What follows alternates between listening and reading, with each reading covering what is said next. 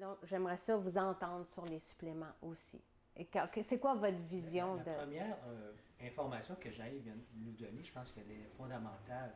Ce qu'on mange aujourd'hui, c'est pas ce qu'on mangeait il y a 50 ans. C'est définitivement. Absolument. Donc, tu as beau dire, hey, je prends des épinards pour mon fer, mais la qualité d'épinards, ça a été reproduit que la même quantité de fer dans une balle d'épinards comme ça, aujourd'hui, il faut qu'elle soit multipliée par 5 pour avoir autant de fer dedans. Donc ça, c'est le premier point. Même si on est dans le bio? Oui, mais même si on est dans le bio, il reste que la qualité des sols, à un moment donné, ils finissent aussi par s'appauvrir. Il y a trop de demandes par rapport à ça aussi. Il y a les sols, puis il y a les variétés. Puis les variétés qu'on a choisies sont beaucoup plus productives. Dans le jargon, ils appellent ça du trade-off. C'est que tu choisis des cultivars, des variétés qui produisent beaucoup plus, mais par définition, en étant plus grosses, sont moins nutritives. C'est une perte quelque part quand tu gagnes quelque chose. Puis tout le produit d'organisations, des OMG, finalement, où on ne sait plus, parce qu'ils ne sont pas obligés de le dire que c'est OGM ou pas, tu sais. À quelque part, ces produits-là, c'est sûr qu'ils n'ont pas la même qualité nutritive. As-tu déjà vu, tu sais, c'est comme les pépins, les raisins, tout ça, ils n'ont plus de pépins. C'est la semence même, tu sais. Imagine un homme pas de pépins, là, il n'y a pas de grande reproduction. On ne pense pas à ces choses-là, comment c'est fondamental. Des raisins sauvages, tu sais, on le voit, la vigne sauvage du Québec, les raisins sont gros de même, ils sont super amers, tu n'as pas le goût de les manger. Puis on a créé des raisins là, super juteux, plus de pépins, truffés de pesticides qui t'arrivent de l'autre bout de la planète. Oui, c'est ça. Donc, on n'a pas la même alimentation définitivement. Après ça, l'autre chose qui va arriver aussi, est-ce que les suppléments sont utiles à un moment donné? Je te parlerai même de multivitamines et minéraux. Moi, je dirais que oui, parce que nous-mêmes, on n'est pas la même personne au niveau assimilation à 20 ans qu'à 40 ans, puis à 70 ans. À quelque part, notre système a vieilli pour assimiler les produits. Et donc, un petit supplément, si on veut, que ce soit minéral et vitamines et minéraux, à mon avis, c'est nécessaire aussi. Donc, si on prend de l'âge, moi, je dirais oui, tous les gens dépassés 65, avoir un multivitamine minéraux.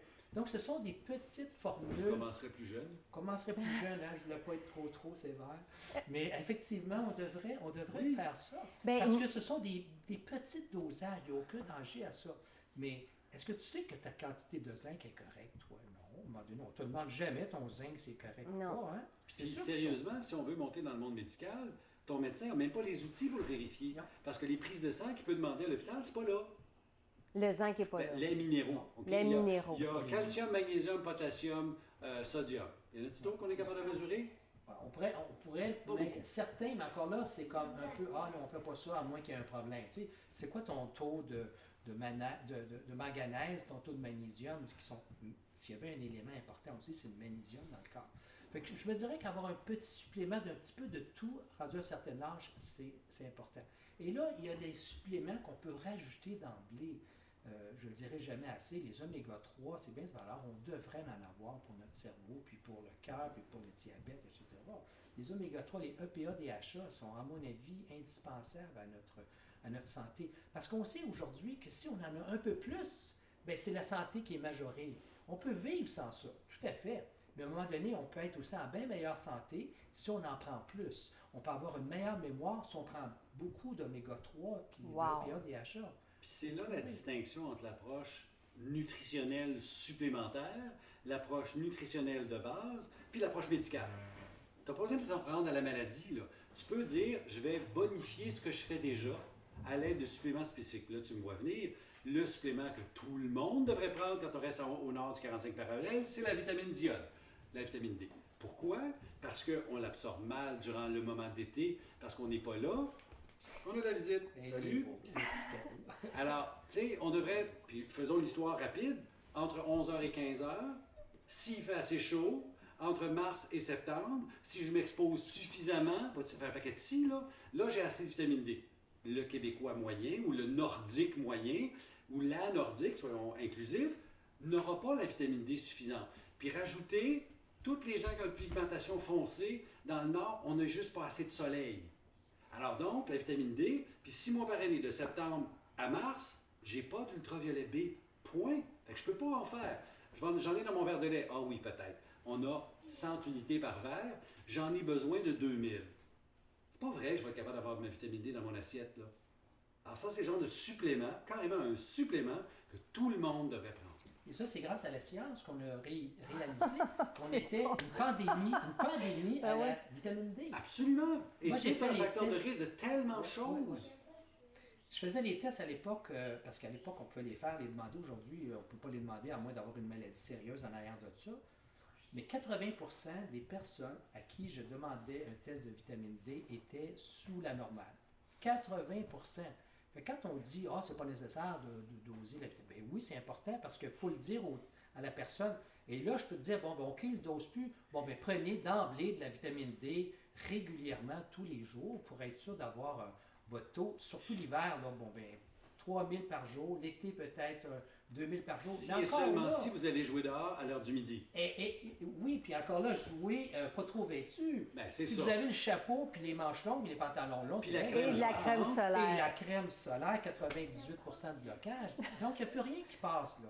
Tu sais. Et Puis, ça, je c'est veux de la juste science. surfer c'est de la là-dessus science. 2 minutes. Oui. Moi, je donne des formations là-dessus sur la vitamine D, c'est de la vitamine Dione, c'est pas pour rien, à des médecins, Il des pharmaciens. il l'appelle la vitamine Mes étudiants D. l'appellent la vitamine Dione.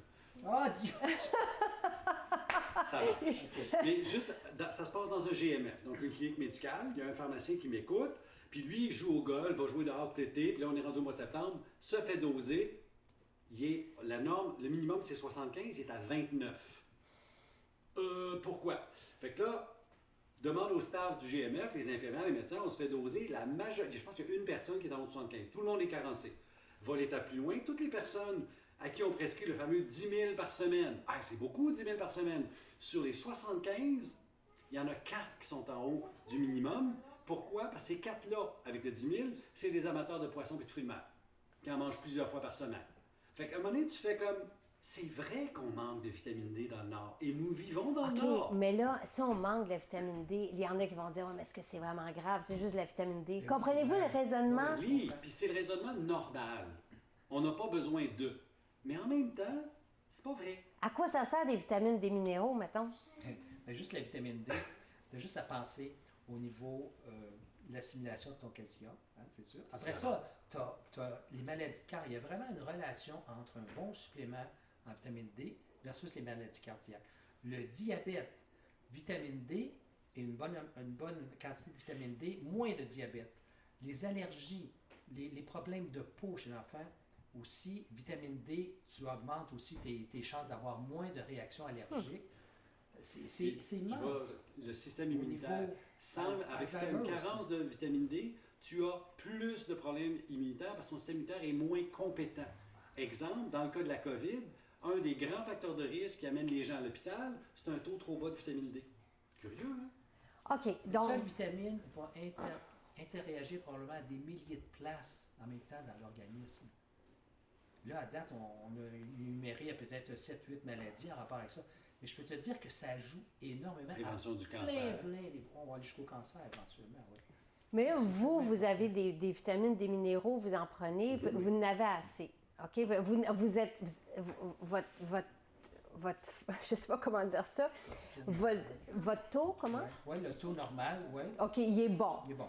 Est-ce que de continuer d'en prendre, c'est important? Puis est-ce qu'on peut, comme tantôt vous avez parlé des oméga 3, que si on en prenait plus, qu'on avait une meilleure santé, est-ce que de continuer de prendre des suppléments à partir du moment où on a un beau style de vie, puis on est déjà correct, est-ce que ça peut être bénéfique sur le long terme? Est-ce qu'on peut se donner, est-ce qu'on peut bien vivre longtemps, plus longtemps? Réponse, oui. Oui. Ah, wow! Hein, c'est pas Les compliqué. maladies vont arriver tardivement.